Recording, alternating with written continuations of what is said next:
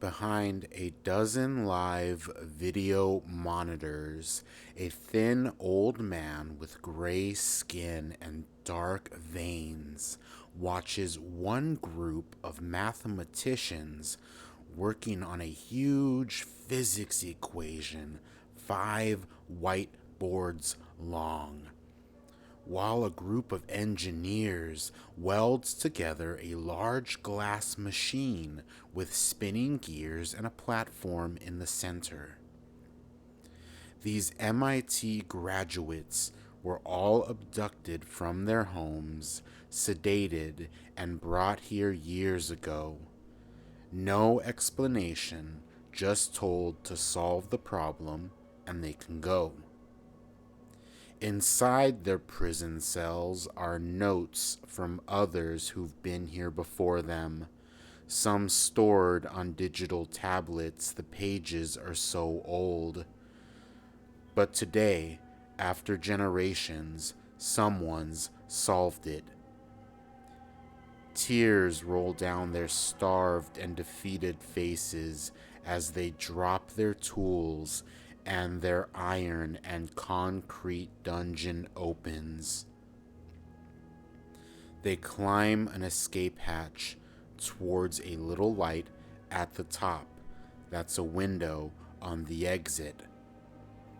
They turn the wheel, then stumble out into an icy tundra. Pelted by snow and the harsh winds, they'd rather freeze to death out here than go back inside. And so they all shiver together for warmth as the snow slowly covers their corpses. Meanwhile, underground, the old man stares at the answer on the whiteboard, and for the first time in thousands of years, he feels hope. Because long before the Ice Age, there was an empire of humans colonizing the world, and science was their religion. He was a true believer. The native tribes they encountered called them angels and gods with their magic boats and flying machines. But they were scientists, mapping the world, collecting wildlife. That's when, in the thick green forest of Antarctica, he discovered a species of bright red mushrooms, making the plants and animals around them the oldest creatures in history. Even the bugs eating them live hundreds of times longer than normal.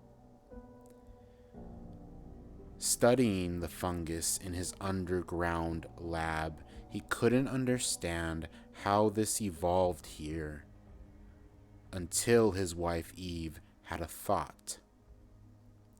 "The Earth is always moving through space," she said. "What if it caught something?" Alien or not, he began experiments with stem cells, using the native tribes as test subjects. In cages, it looked like magic, how their cuts, bruises, and burns, broken bones he inflicted, all healed once exposed to this new serum. It was the most important discovery of the time, but their colony was ashamed of how he found it.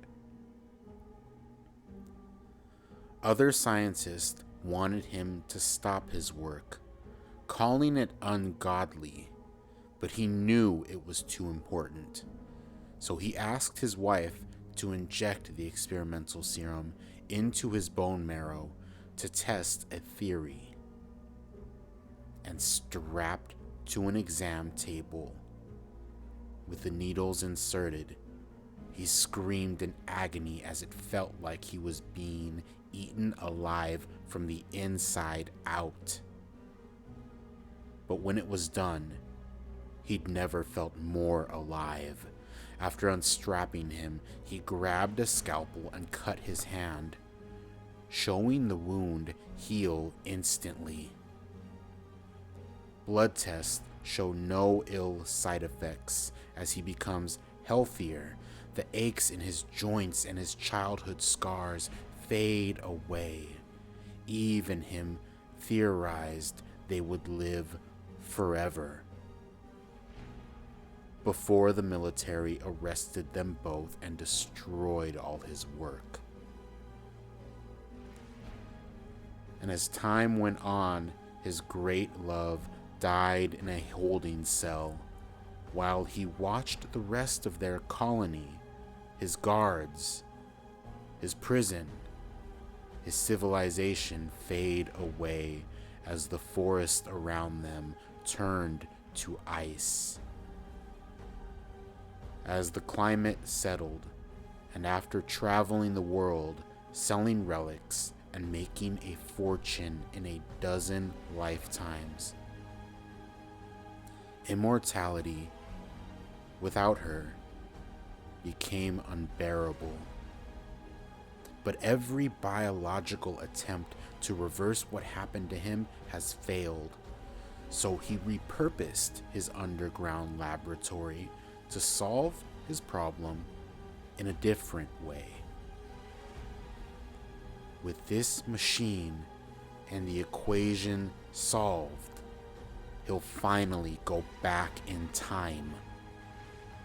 He's going to stop himself from ever going through with the procedure. He'll live a normal life with Eve. He'll never have done any of this, and he'll be happy. The old man types in a few keys into one of the computers and steps onto the platform as it hums to life. He smiles, thinking of seeing her again.